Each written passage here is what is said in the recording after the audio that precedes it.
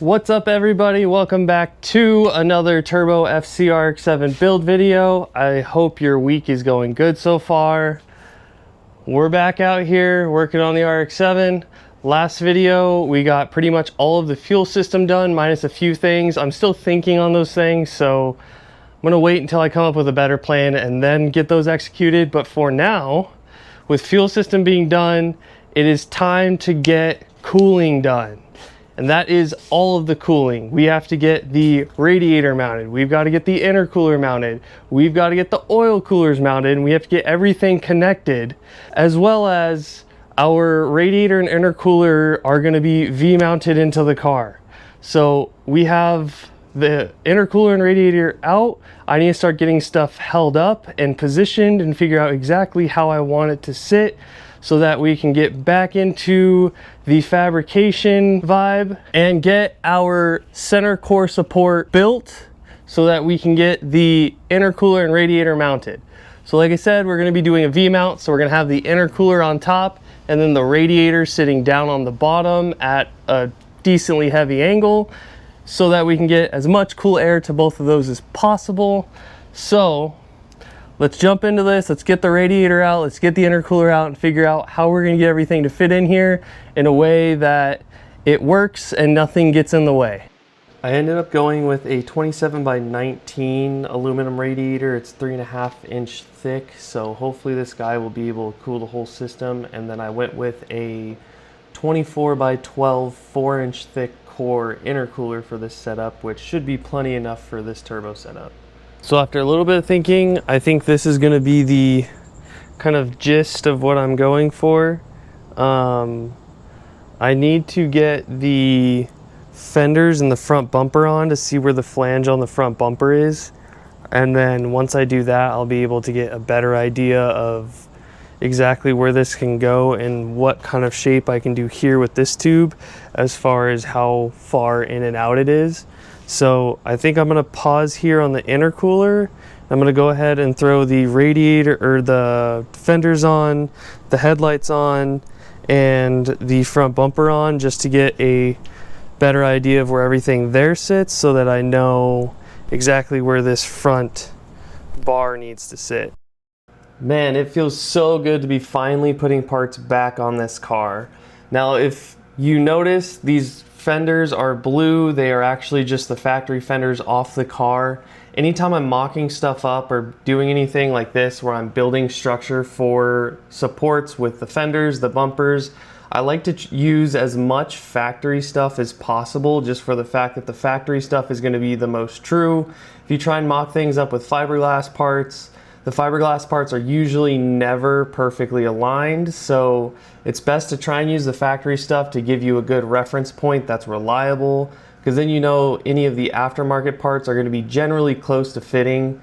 Normally with fiberglass stuff, you've got to modify it anyways, so to cancel out any chance of stuff being off due to fiberglass parts being off or any adjustments I made in the past, I decided to use these factory metal fenders just to be able to align everything as much as I can. So basically we're getting started. I decided to start on the radiator first, so I'm actually cutting the first brackets for it out so that we can get the top part mounted, and then we'll work on the lower part. I think this is going to be the general idea of what I'm going to do for these top mounts. I've got the TIG out. We're going to try and see if we can get these guys TIGged, and then once the top parts are TIGged, then we can go ahead and figure out how we want to do the lower mounting points, get the radiator mounted. Then it's time to work on the intercooler. I was going to do the intercooler first, but I figured I need to do the radiator first, honestly. So I've got the radiator where it needs to be, and then I'll do the intercooler second. Just the intercooler has a little bit more flex on exactly where it needs to go, so we'll do that second. So we're gonna try and jump into some TIG and see if I can make the TIG welder work enough to get this radiator mounted. If you're a fabricator and you don't TIG weld and you wanna get humbled, try a TIG out, because it is so complicated to get comfortable on a TIG and get reliable on a TIG, especially when you're doing stuff like this where it's not just flat on a table, flat on a bench. You're leaning over stuff, you're hanging your foot over so you can hit the pedal. It gets so weird and you get in such weird spots just trying to TIG weld. It's insane.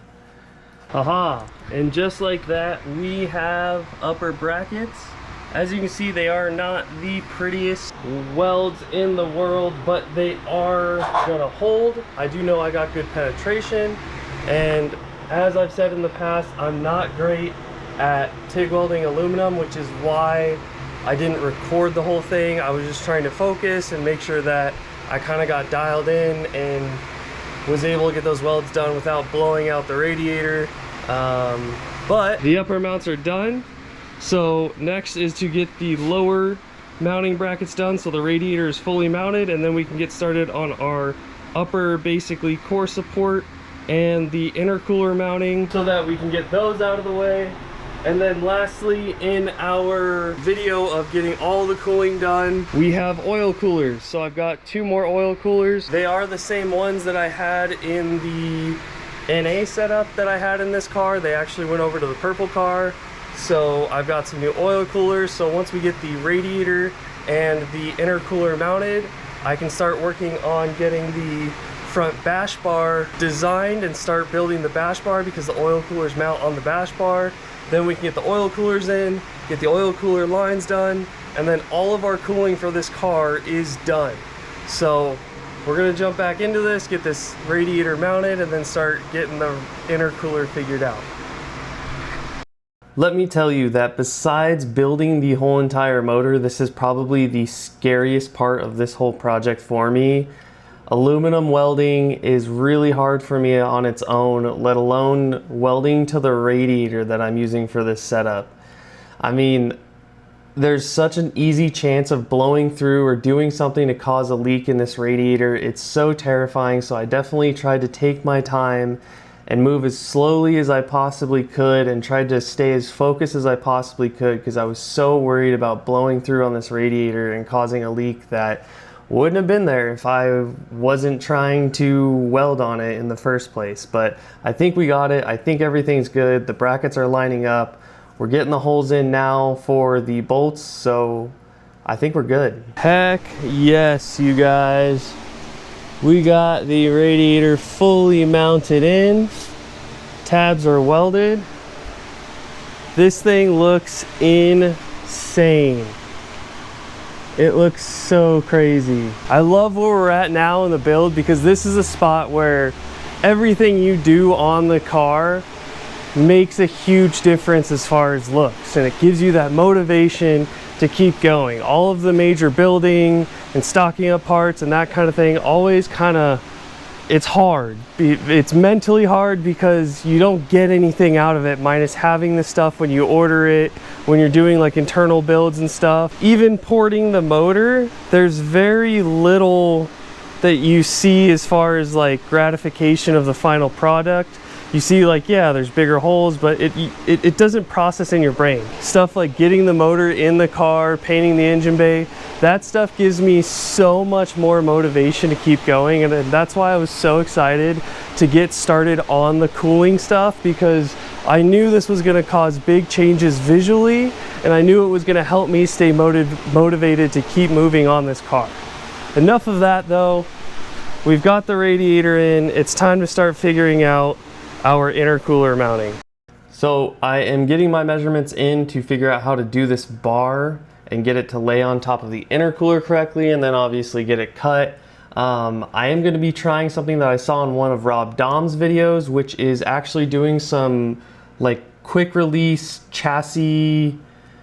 I don't know exactly what they're called, but they're like these bungs that you weld on the end of the chassis tubes that then give you a point, an actual bolt point to remove it. So we're gonna go ahead and try that and see how it works. Little update for you guys on our intercooler install. We've got our first of our quick release chassis couplers in. Give you guys a quick idea of what I'm going for. So I'm gonna have this guy sit right at the leading edge of the intercooler, and then I'll end up making some tabs that go down from this bar down to here.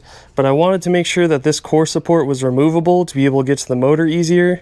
So that's why we've got these bulkheads. So the idea with these guys is we've got our receiving side and then our front side. So that guy's gonna go right there, just like so.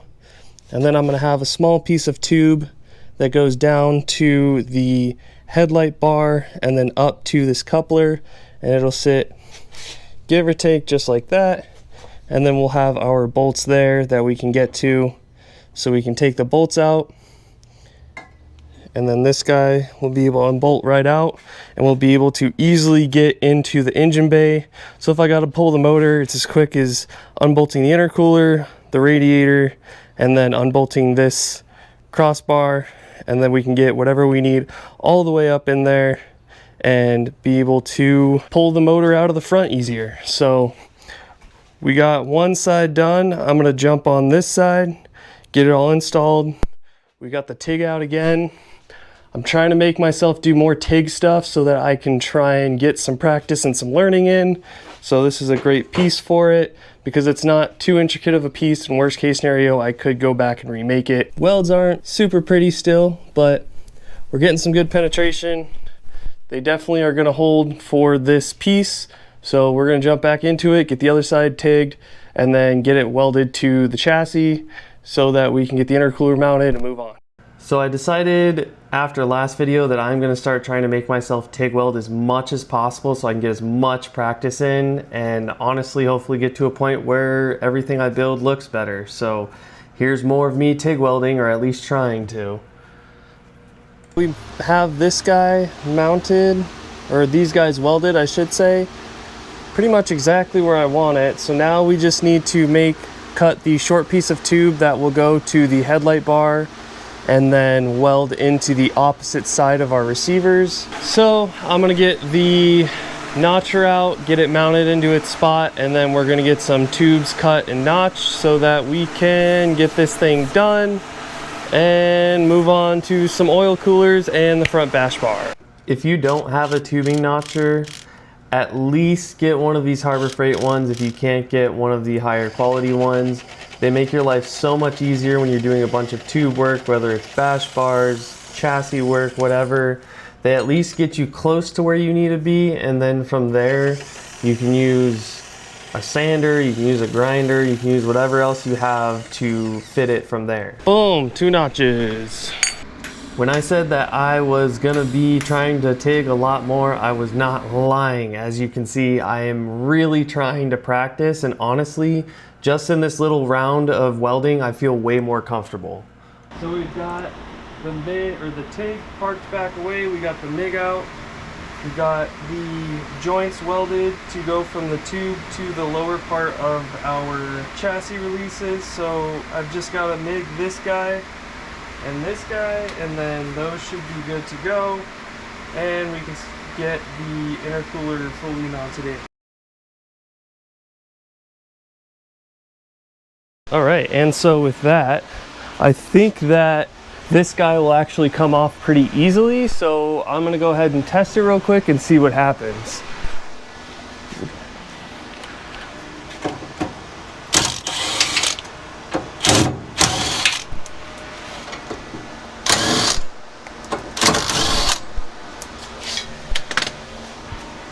Hell yeah, so that actually works pretty good and lines up exactly where I need it to, so that's pretty sick. This guy's done, so I'm gonna let this cool off a little bit, get these bolts tightened back down, and then we'll get started on getting the intercooler actually mounted. So we're gonna do tabs on the front side here, dropping down to the mounting points on the intercooler, and then I'll have to figure out something for the back side. So I made these little brackets for the intercooler. They're gonna mount essentially like that. Then we'll bolt it in, and it'll hold it just like that. I'm gonna get these welded in real quick, and then we should be able to hang the intercooler.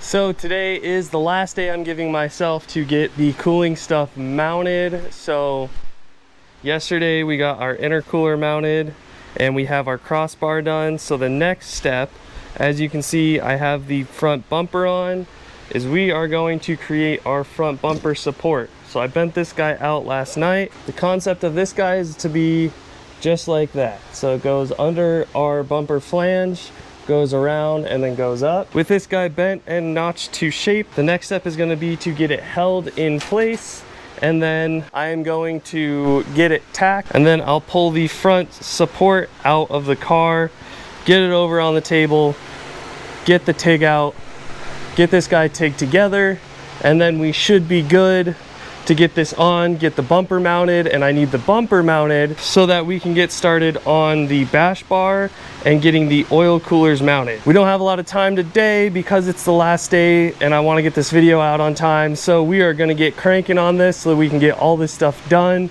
in the car and mounted. So this is one of the reasons I ended up going with the couplers, is that I knew that the bumper was going to be mounting off the bar that the intercooler is also mounting off of, but I wanted that center like core support bar to be removable. So the only way to make it removable but still structurally sound was to go with these couplers. They're full steel couplers and they have 2 bolts. I am probably going to replace the bolts because they come with some like chrome cheapy ones, so I'll put some better, stronger bolts in there, but besides that, I think this is actually going to work out really well and still be very strong. Hell yeah. So we got our mounting flange in for our front bumper. I ground it down not to make the welds go away, I swear. It's actually so that this surface is all smooth because I just hit it with the MIG welder. So in order to use the MIG welder, you get it, it builds up, and then you gotta grind it down. So either way, we got it ground down. We got it set so that our bumper can go on, so that I can drill out the holes for the riv nuts, get the bumper mounted, and then we can move on over to actually getting started on the bash bar like I was planning on doing earlier today. So we're gonna get that drilled out and mounted real quick, and then we're gonna start working on our bash bar. So I actually did end up doing something very similar to this on the last setup of the car as far as the center support for the bumper, but this one's just like a little bit more refined, a little bit cleaner looking setup that I think will work really well, as well as give me some points to mount more stuff as we get further along in the build.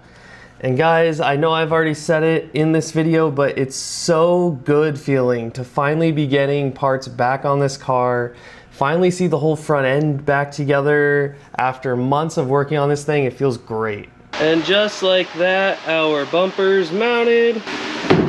I need to adjust a little bit because that shit be tight, but it's mounted. It's within, I would say, a 1/16 inch of where it needs to go. Oh, well, I got the plates for the bash bar cut and drilled out. Unfortunately, this is gonna be the end of this video. I do not have enough time to get those done for this video, but you know what next video is gonna be. We are gonna start by getting the bash bar built, getting the oil coolers in, getting them plumbed, and I think since that will be a next video, after that, next video is gonna be getting all of the plumbing for the cooling done. So along with getting the bash bar and the oil coolers mounted, we'll plumb the oil coolers to the motor so that they are fully set up. We will get the radiator plumbed. We will have to make a swirl pot coming off of the thermostat housing. So the swirl pot will come around here, curve, and then have an AN going down to the radiator and an AN coming back from the radiator. Then we will get the intercooler remounted in the car and start getting some of the plumbing done. And then depending how time goes for next video, we will start working on getting our G35-900 mounted, getting a turbo manifold built, and then from there, either next video or the video after that, we will get the exhaust ran out. So, as always, I appreciate you guys watching. If there's anything you saw of concern or anything you want more information about, feel free to leave a comment down below and we can talk about it. If you guys want to support the channel, definitely head on to my Etsy site. It will be linked down below. There's some merch on there. It helps support the channel, helps keep this build going, and there's also some RX7 Miata 3D printed parts. If you have one and you want them, definitely check them out. And lastly, if you haven't yet, to keep on following the builds, hit the subscribe button, like the video if you liked it. I appreciate you guys. Peace out.